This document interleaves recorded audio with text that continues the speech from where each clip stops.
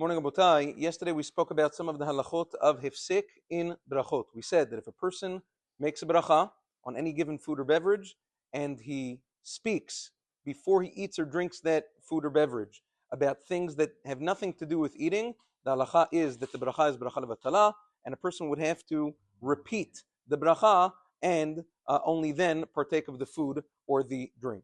Now again, this can happen, for instance, what happens if you have one person making the bracha for everybody, which can happen, let's say, on Shabbat. It's a good example. Somebody's making Birkat HaMotzi, Ba'al HaBayit is making Birkat HaMotzi to be Motzi everybody at the Seudah. So now as follows. If the Ba'al HaBayit makes Birkat HaMotzi, and before he eats from the bread, he starts speaking about things that are unrelated to the Seudah, he's definitely not Yotzeh. If everybody else at the table didn't speak, and they ate from the bread right away, they are Yotzeh with his bracha, although for him it's no good. For them, they are Yotzeh, they can continue. Now what happens the other way around? What happens if the Ba'al HaBayit, this can happen, I've seen this happen many times. If the Ba'al HaBayit makes Birkat HaMotzi, he eats right away, he's not mafsik. And then as he's giving the bread out to everybody else at the table, people start speaking, which means he's eaten already, the Ba'al HaBayit has already eaten, and he wasn't mafsik. But there were other people on the table that did interrupt by speaking random chatter. They haven't eaten from the bread yet. Are they or are they not yotzeh with the bracha of the Ba'al HaBayit? Tremendous machloket.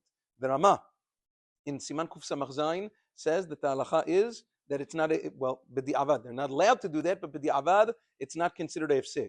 Since the Ba'al HaBayit, the mevarich, already tasted and he wasn't mafsik, the fact that he tasted, that covers everybody else as well, and b'di'avad, no other brachot.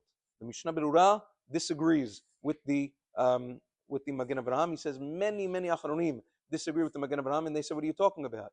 The bracha from the Ba'al HaBayit carries over to every single individual, and therefore, if you spoke, you were mafsik, and you'd have to make a new bracha.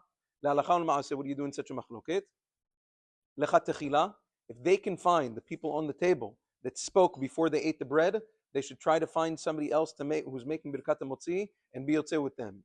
Sometimes that's not practical. Then what they should do is that the halacha is safek brachot la'akin. Since it's a machloket, don't repeat the bracha, but at least think the bracha in their mind. And Agon Chacham David Yosef writes in a sefer, Halacha Berurah, he says if they want to repeat the bracha, they definitely have on whom to rely in spite of the fact that it is safek brachot. Moral of the story is that after any bracha, both the mevarich and the person who's being yotzeh with the bracha, nobody should be mafsik b'dibur until they actually eat some of the food, and like we said yesterday, preferably swallow a piece of it also, and then you can speak whatever you want, obviously besides for things that you can't speak, lashon hara, rechilut, onad dvarim, stuff like that, but otherwise feel free to speak divrei Torah. Have a wonderful day.